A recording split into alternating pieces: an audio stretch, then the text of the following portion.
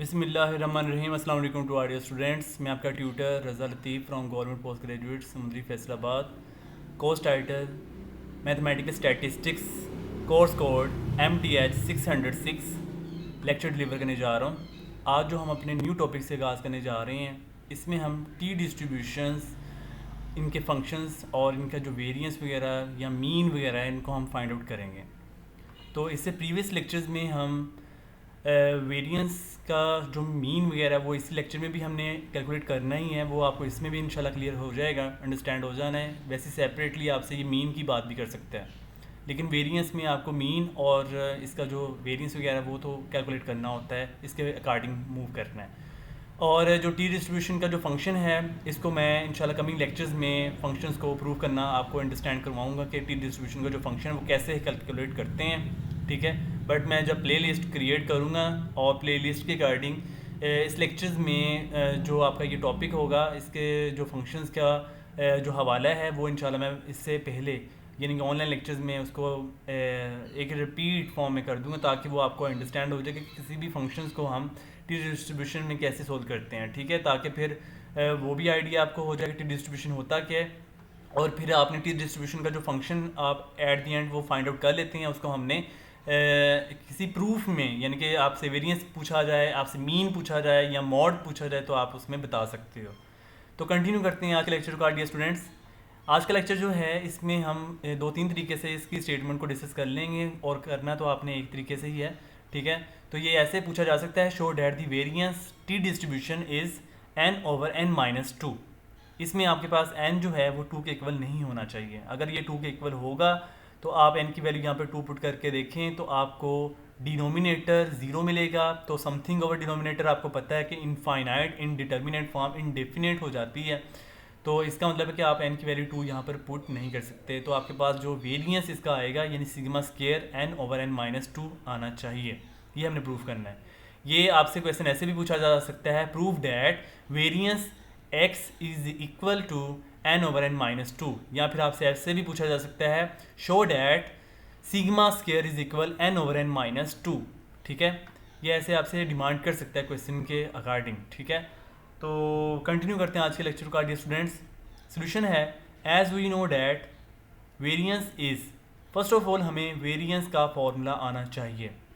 Mathematical statistics में variance क्या होता है ये मैंने स्टार्टिंग पे ही आपको बता दिया था। जब हमने मैथमेटिकल स्टैटिस्टिक्स का कोर्स पढ़ना स्टार्ट किया था, तो हमने वेरिएंस को एज अ फार्मूला अंडरस्टैंड किया। वही फार्मूला मैंने यहाँ पर एक्सप्रेस भी किया हुआ है।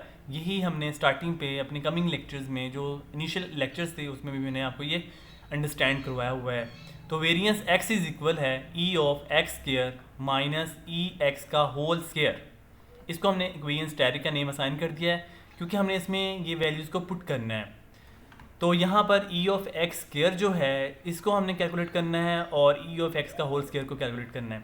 यहाँ पर x² का आपके पास एक्सपेक्टेड वैल्यू है, और यहाँ पर जो e(x) है यानी x पे एक्सपेक्टेड वैल्यू, इसको हम एक्चुअली आपके पास ये मीन कहलाता है, ठीक है।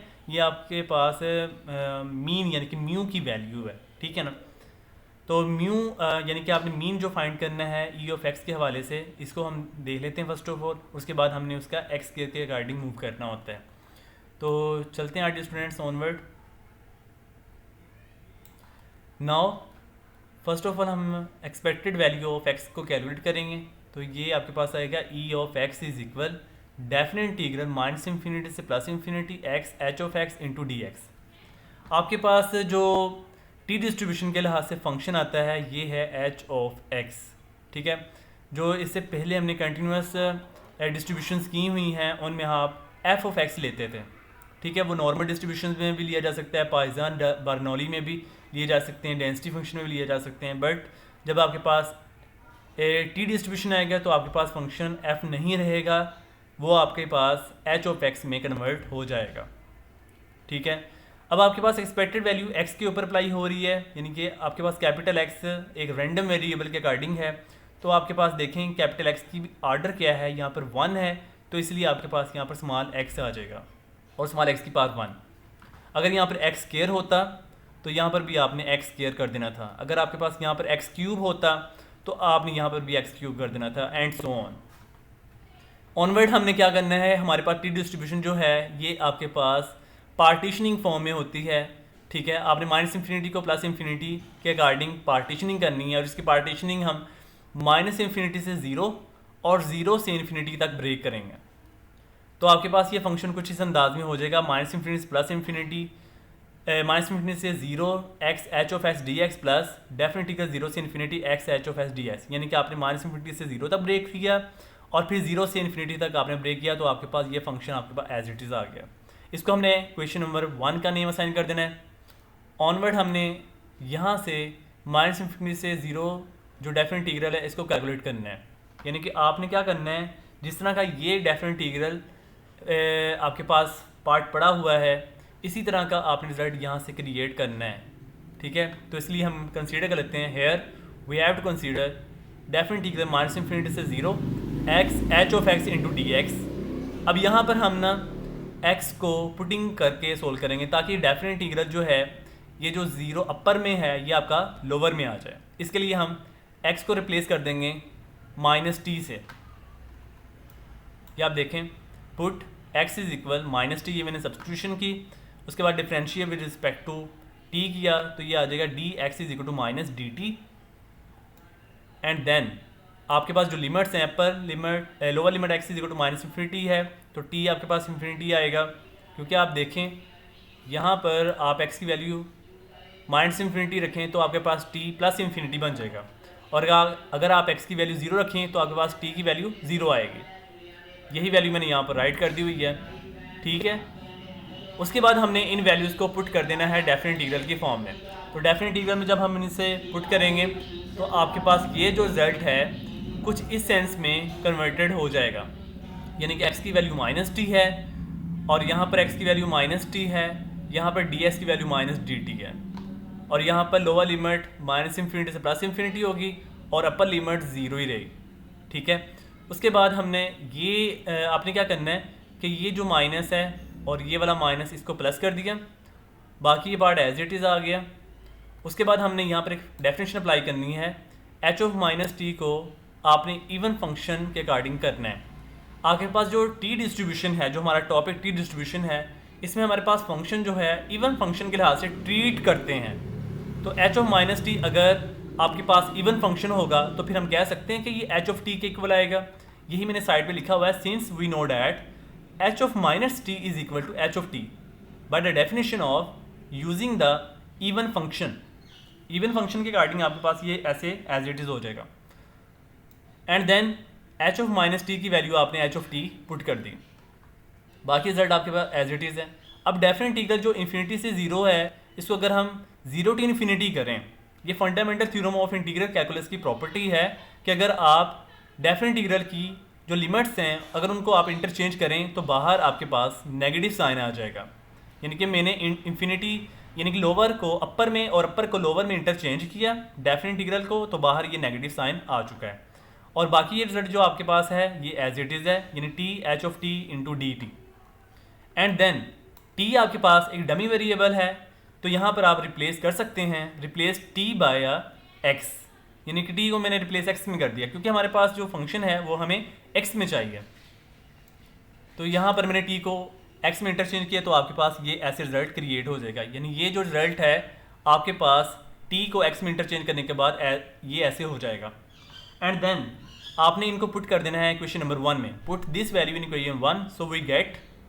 जब आप क्वेश्चन नंबर 1 में पुट करेंगे तो आपके पास ये कैलकुलेटर रिजल्ट है प्लस ये आपके पास as it is previous result था। उसके बाद ये देखें ये माइनस में है, ये प्लस में है, ये कैंसिल हो रहे हैं, आप इनको कैंसिल कर दें तो फाइनली आपके पास मीन का आंसर आ जाएगा 0। तो ये आपके पास एक्सपेक्टेड वैल्यू एट एक्स यानी रैंडम वेरिएबल पे 0 आ चुकी है, यानी ये आपके पास एक मीन की वैल्यू कैलकुलेट हो गई है। आपसे ये सेपरेटली इतना क्वेश्चन भी कर सकता है कि show that mean of the t distribution is equal to 0, तो आपने ये यहाँ तक प्रूव करना होगा, hence which is the required mean of the t distribution. And then आपने अब फाइंड करना है एक्सपेक्टेड वैल्यू एक्स के रैंडम वेरिएबल पे। तो यहाँ पर एक्स का जो ऑर्डर है वो 2 है, तो यहाँ पर देखें एक्स का ऑर्डर भी हम 2 ले रहे हैं। तो definitely minus infinity plus infinity x square into H of s into d x, ये आपके पास टी डिस्ट्रीब्यूशन के अकॉर्डिंग कंटिन्यूस रैंडम वेरिएबल की डेफिनेट फॉर्म आ चुकी है। एंड देन आपने इसको स्प्लिट करना है, पार्टीशनिंग करनी है, माइनस इन्फिनिटी से 0 एंड 0 से इन्फिनिटी, ये हमने इसकी पार्टीशनिंग कर दी, इसको हमने कोई नंबर 2 कह दिया। फिर आपने यही प्रोसेस जो अभी हमने मीन के लिए किया था वही हमने यहाँ पर अगेन रिपीट करना है। Here we consider minus infinity plus minus infinity से 0 x square h of s into d x. Put कर देना है आपने एक्स को, यानी सब्सटीट्यूट करेंगे x is equal to minus t and then differentiate with respect to t, तो d x is equal to minus d t. After that फिर आपने इसकी लिमिट्स पुट करनी है। x आपके पास माइनस इन्फिनिटी पुट करेंगे तो देन t आपके पास इन्फिनिटी हो जाएगा एंड देन t आप x की वैल्यू 0 पुट करें, यानी लो अपर लिमिट आपके पास 0 है, x is equal to 0 put किया, देन आपके पास t की वैल्यू 0 हो गई एंड देन आपने इनको पुटिंग कर देना है, यानी कि ये आपके पास जो रिजल्ट है डेफिनेट इंटीग्रल का उसमें आपने ये वैल्यूज़ को पुट किया तो आपके पास ये रिजल्ट आ जाएगा। यहाँ पर पावर इवन है तो ये आपके पास प्लस टी स्क्वायर हो गया। उसके बाद माइनस डी टी है, इसका माइनस आप बाहर ले आएँ और यहाँ पर एच ऑफ माइनस टी पे आप डेफिनेशन अप्लाई करेंगे अभी by definition of even form. And next देखें यहाँ पर डेफिनेट इंटीग्रल जो है यहाँ पर मैंने इंटरचेंज कर दिया हुआ है इन्फिनिटी और ये 0 जो है, यहाँ पर lower limit infinity, upper limit 0 है। Fundamental theorem of integral calculus की जो प्रॉपर्टी है और डेफिनेट इंटीग्रल में आप उसको अप्लाई करें, यानी इनके डेफिनेट इंटीग्रल की लिमिट्स को इंटरचेंज करें, बाहर नेगेटिव आएगा तो एक नेगेटिव आपका ऑलरेडी पड़ा हुआ है और एक आपने डेफिनेट इंटीग्रल से फंडामेंटल थ्योरम की प्रॉपर्टी से लेके आना है तो वो माइनस माइनस आपका प्लस हो जाएगा। उसके बाद आपने यहाँ पर एच ऑफ माइनस टी पे इवन फंक्शन की डेफिनेशन लगानी है तो आपके पास ये एच ऑफ टी आ जाएगा, ये साइड पे मैंने बताया भी हुआ है।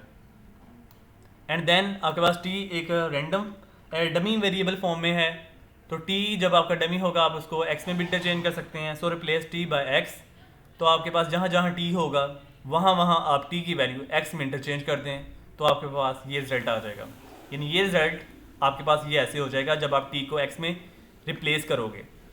And then put this value in equation number 2 we get, तो आपके पास क्वेश्चन नंबर 2 में पुट करने से ये रिजल्ट ऐसे आ जाएगा। ये कैलकुलेटेड रिजल्ट है और ये आपके पास प्रीवियस रिजल्ट है। अगर आप गौर करेंगे दोनों रिजल्ट सेम आ रहे हैं, यानी ये फर्स्ट रिजल्ट प्लस ये सेकंड रिजल्ट, इन दोनों को ऐड करेंगे तो आपके पास ये बन जाएगा 2 इज इक्वल डेफिनेट 0 से इन्फिनिटी एक्स के H of s into d x. अब नेक्स्ट आपने इनकी लिमिट्स को कैलकुलेट करना है। यहाँ पर जो आपके पास एच ऑफ एक्स है इसकी जगह आपने टी डिस्ट्रीब्यूशन का फंक्शन को पुट करना है, तो ये मैंने नेक्स्ट पुट किया हुआ है। ये आपके पास टी डिस्ट्रीब्यूशन का फंक्शन है यहाँ तक, यानी 1 over beta into n by 2 1 by 2 into n square root bracket start 1 plus x square over n bracket close whole raise to power minus n plus 1 over 2 into d x. ये आपके पास जो इस तरह का रिजल्ट है ये T distribution के अकॉर्डिंग ओपन हो चुका है। अब यहाँ पर आपके पास टी डिस्ट्रीब्यूशन में ये चीज़ कांस्टेंट होती है। इस कांस्टेंट टर्म को आप कैपिटल ए का नेम असाइन कर देंगे। ये देखें मैंने यहाँ पर कैपिटल ए असाइन किया हुआ है, बाकी रिजल्ट्स एज इट इज़ या दे सकते हैं 2 डेफिनेट इंटीग्रल 0 से infinity x square into capital A 1 plus x square over n whole raise to power minus n plus 1 over 2 into d x. And then capital A constant जो है definite integral से आप बाहर ले आओगे, यानी इस कैपिटल ए को जब आप बाहर लेके आओगे तो ये बन जाएगा 2a। देख सकते हैं ये कैपिटल यानी कि ये 2 आपके पास 2 इंटू ए, ये 2a आपके पास कांस्टेंट टर्म है।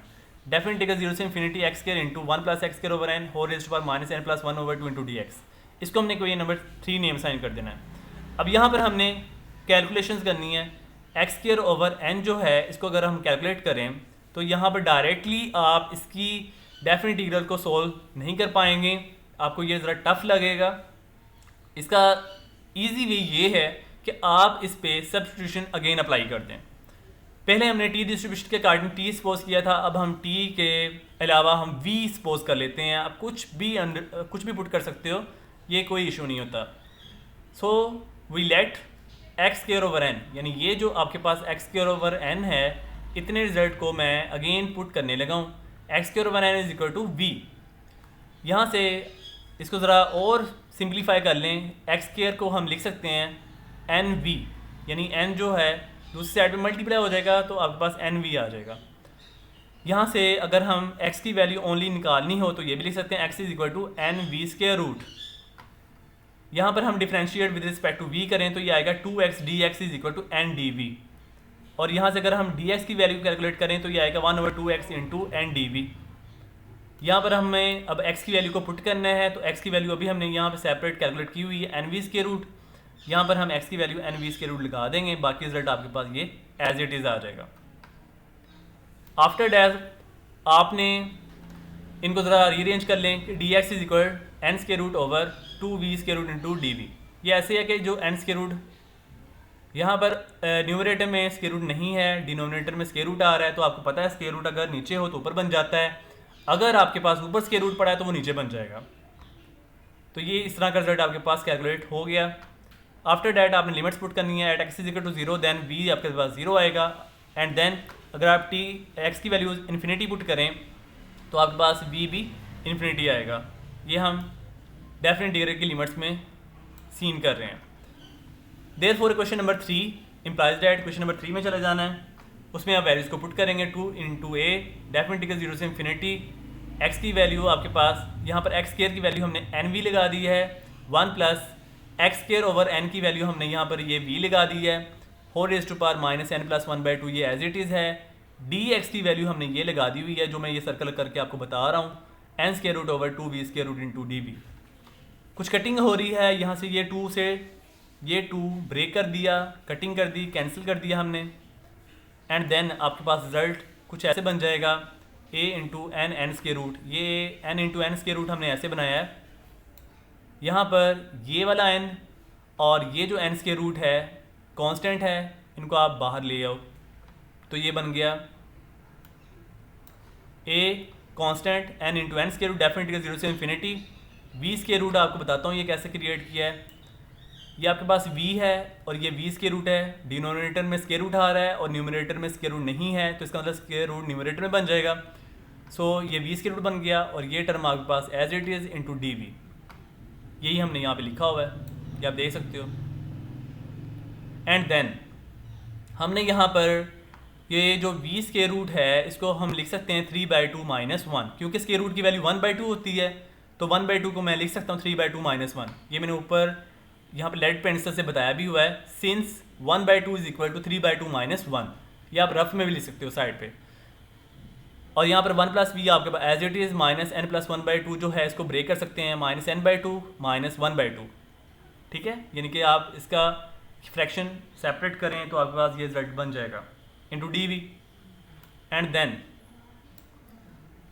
उसके बाद ये जो मैंने सर्कल किया हुआ है इस रिजल्ट को मज़ीद मैंने ये कहा है कि आप इसको इसकी पावर में रहने दें, क्योंकि यहाँ पर हमने बीटा फंक्शन की डेफिनेशन में जाना है।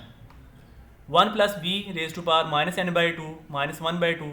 इसमें मज़ीद हम ये काम कर सकते हैं कि माइनस 1/2 को हम लिख सकते हैं माइनस 3/2 प्लस 1। माइनस 3/2 प्लस 1 को कैलकुलेट करें तो आपके पास अगेन माइनस 1/2 आएगा। अब यहाँ पर माइनस n/2 प्लस 1 में अगर माइनस कॉमन लें तो आपके पास माइनस बाहर आएगा, ब्रैकेट में n/2 माइनस 1 आ जाएगा, और माइनस 3/2 आपके पास एज इट इज़। ये इसलिए करें ताकि इनकी जो पावर है नेगेटिव में आए, और उसके बाद अगर आप इस पावर को पॉजिटिव करने के लिए नीचे ले जाएं, क्योंकि हमें बीटा फंक्शन डेफिनेशन में पॉजिटिव पावर चाहिए होती है, तो आप इसको ये नेगेटिव पावर को अगर आप बटे के नीचे ले जाएं तो आपके पास ये पॉजिटिव हो जाएगा। माइनस इंटू n/2 माइनस 1 जो है बटे के नीचे जाएगा तो आपके पास ये n/2 माइनस 1 पॉजिटिव पावर हो गई। माइनस 3/2 पॉजिटिव करने के लिए आप इसको भी बटे में ले गए तो ये प्लस आपके पास 3/2 हो गया, और साथ में ये डी वी। यानी आपने क्या किया, इतने रिजल्ट को बटे के नीचे यानी डिनोमिनेटर में ले गए तो आपके पास ये रिजल्ट पॉजिटिव ऐसे क्रिएट हो जाएगा। एंड देन उसके बाद आपने ये डेफिनेशन लगानी है बीटा फंक्शन की, ये मैंने यहाँ पे लिखी हुई है।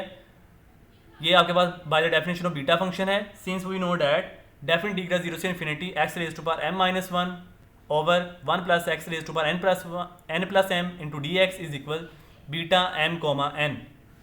ये आप सभी स्टूडेंट्स को मैंने कम्प्लेक्स एनालिसिस 2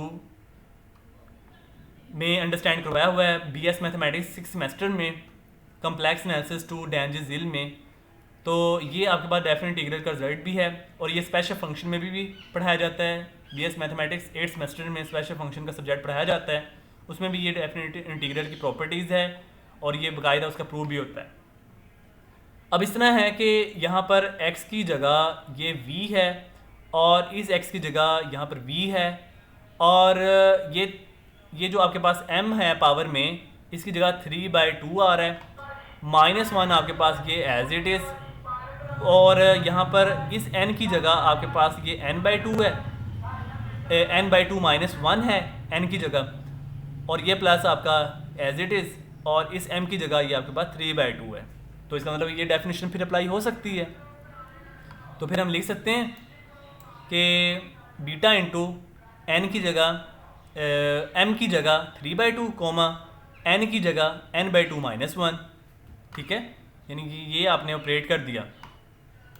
एंड देन जब आपने बीटा फंक्शन को ऑपरेट किया तो आपके पास ये रिजल्ट बन गया this form, a into n n square root beta into n 3/2 comma n/2 -1। उसके बाद आपने यहाँ पर जो a कांस्टेंट था जो टी डिस्ट्रीब्यूशन के हवाले से हमने क्लोज किया था, इसको ओपन करेंगे तो ये आएगा 1/, beta into n/2 comma 1/2 bracket close करेंगे n स्क्वायर रूट, और ये n into n square root आपके पास ये एज इट इज़, और ये कंप्लीट रिजल्ट ये भी एज इट इज़। यहाँ पर n स्क्वायर रूट से n स्क्वायर रूट ब्रेक हो रहा है, इसको हम कैंसिल कर देंगे। एंड देन आपके पास ये n साइड पे कर दें, ये आप न्यूमरेटर में रिजल्ट लिख लें, ये आप दे सकते हैं, और ये रिजल्ट आपका डिनोमिनेटर में है बट एक नीचे, ये भी एज इट इज़, ठीक है। उसके बाद हम इसको कैलकुलेट करेंगे। यहाँ पर बीटा फंक्शन की हमने डेफिनेशन ओपन करनी है, beta into m coma n, यहाँ पर by the definition of relation between beta and gamma function को ऑपरेट करेंगे। आपको पता है कि बीटा m कोमा n इक्वल होता है m gamma n gamma over m plus n gamma. ये भी मैंने complex analysis 2 BS mathematics 6 semester में प्रूफ करवाया हुआ है, आप मेरे प्लेलिस्ट में इसका प्रूफ भी अंडरस्टैंड कर सकते हैं, ठीक है। लेक्चर नंबर 24 में आपको इसका प्रूफ मिल जाएगा कम्प्लेक्स एनालिसिस 2 में, ठीक है।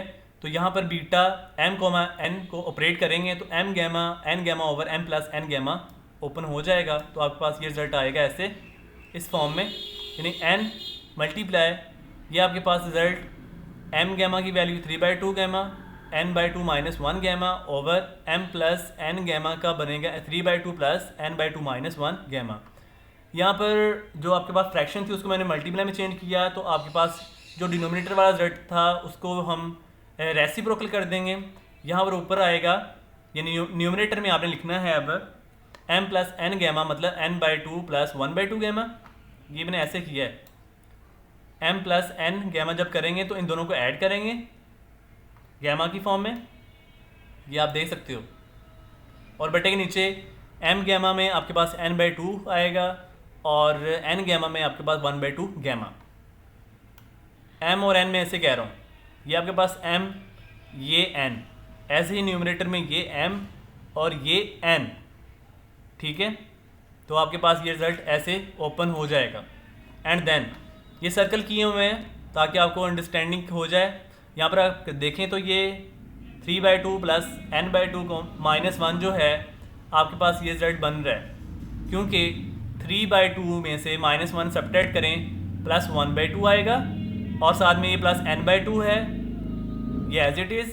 अगर आप देखें तो ये रिज़ल्ट और ये वाला रिज़ल्ट सेम है, तो ये कटिंग हो रही है, आप इसको काट दें, ये हमने इसको काट दिया है, ठीक है। उसके बाद 3/2 गैमा जो है, इसको मैंने जो सर्कल किया है इसको हम लिख सकते हैं 1/2 प्लस 1 गैमा। यहाँ पर भी मैंने गैमा फंक्शन की डेफिनेशन अप्लाई करनी है। यहाँ पर हम n प्लस 1 गैमा को ओपन करेंगे तो आएगा n इंटू एन गैमा। ये प्रॉपर्टी भी मैंने complex analysis 2 BS mathematics 6 semester में अंडरस्टैंड करवाई हुई है। जिन स्टूडेंट ने अंडरस्टैंड करना हो कम्प्लेक्स एनालिसिस 2 की प्लेलिस्ट में जाके अंडरस्टैंड कर सकते हैं बीटा फंक्शन के लेक्चर में। और नेक्स्ट मैंने ये सर्कल लगाया हुआ है, n/2 गैमा को हम लिख सकते हैं n/2 के साथ -1 प्लस 1 ऐड और सब्ट्रैक्ट कर दिया मैंने, ताकि n प्लस 1 गैमा की डेफिनेशन बन जाए। बाकी रिजल्ट आपके पास एज इट इज़ है, मैंने नो चेंज, कुछ भी नहीं चेंजिंग की। ये आप देख सकते हो, जस्ट मैंने जो सर्कल लगाए हुए हैं इन्हीं के ऊपर वर्क किया हुआ है, बाकी रिजल्ट आपके पास टोटली एज इट इज़ आ जाएगा। एंड देन n मल्टीप्लाई, यहाँ पर हम n+1 गैमा की डेफिनेशन जब ओपन करेंगे तो आपके पास क्या होगा, यहाँ पर n की जगह 1/2 है, तो आपके पास क्या होगा, n इंटू एन गैमा लिखना है, तो इसका मतलब 1/2 आपने गैमा के बाहर और गैमा के अंदर लिखना है। तो आप ऐसे लिखेंगे 1/2 इंटू 1/2 गैमा, यानी 1/2 गैमा के बाहर और गैमा के अंदर लिख दिया। ओके, यानी आउटसाइड एंड इनसाइड आपने राइट कर दिया। बाकी ये रिजल्ट आपका एज इट इज़ आ गया। यहाँ पे भी हम यही डेफिनेशन अप्लाई करेंगे। यहाँ पर n की जगह n/2 -1 है, तो आपका ये गैमा के बाहर यानी आउटसाइड और गैमा के अंदर यानी इनसाइड आएगा। तो यही हमने लिखा हुआ है यहाँ पर n/2 -1 इंटू n/2 -1 का गैमा। बाकी रिजल्ट एज इट इज़ है।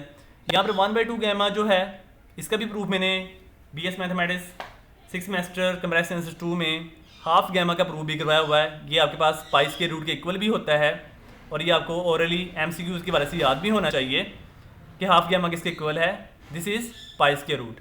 तो हाफ गैमा देखें आप डिनोमिनेटर में भी पड़ा हुआ है, तो कटिंग कर देते हैं, तो हाफ गैमा से हाफ गैमा कैंसिल। तो आप देखें ये n/2 -1 गैमा न्यूमरेटर में भी पड़ा हुआ है, आप इसको कैंसिल करते हैं, तो ये मैंने ब्रेक कर दिया। बाकी रिमेनिंग पार्ट आपके पास है n इंटू 1/2 और साथ में n/2 -1 डिनोमिनेटर में, यही हमने लिखा हुआ है यहाँ पे n/2 ओवर n -2/2। तो मज़ीद देखें कैंसिल आउट हो रहा है, ये 2 से 2 कैंसिल, तो n ओवर n -2, ये आपके पास रिक्वायर्ड सोल्यूशन आ गया e(x²) का। So this implies that e(x²) is equal n over n -2। After that हमने e(x) की वैल्यू और e(x²) की वैल्यू यानी कि मीन की वैल्यू और x² का जो एक्सपेक्टेड वैल्यू है, इनको हमने इक्वेशन नंबर स्टैरिक में पुट कर देना है। So therefore equation asterisk implies that variance x is equal e(x²) का जो रिजल्ट है, ये आप देख सकते हैं e(x² का रिजल्ट है n ओवर n -2, ये हमने पुट कर दिया n ओवर n -2 माइनस, फिर हमने e(x) का होल स्क्वायर में वैल्यू पुट करनी है। e(x) की वैल्यू यहाँ पर 0 हमने कैलकुलेट की हुई है स्टार्टिंग पे, तो ये हमने 0 का स्केयर लिख दिया, 0 का स्केयर नो चेंज, ये फिनिश हो जाएगा, तो आपके पास n ओवर n -2 आ जाएगा। सो फाइनली हमने variance x is equal to n over n -2 prove कर दिया है। Hence which is a required solution of a variance as a t distribution.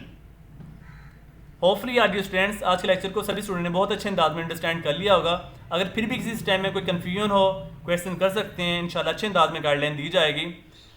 Question किया करें, आपके लिए कमेंट बॉक्स 24 आवर ऑनलाइन होता है। आपको कोई भी क्वेश्चन की कन्फ्यूजन हो, आप कमेंट बॉक्स में ज़रूर राइट किया करें, अपना पॉजिटिव फीडबैक ज़रूर लिखा करें।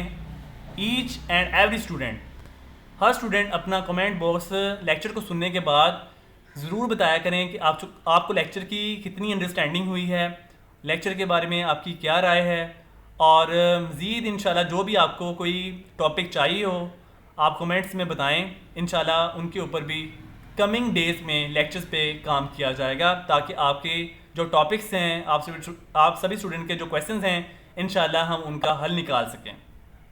तो ख्याल रखिएगा डियर स्टूडेंट्स, दुआ में याद रखिएगा। अल्लाह हाफिज़ एंड स्टे ब्लेस्ड।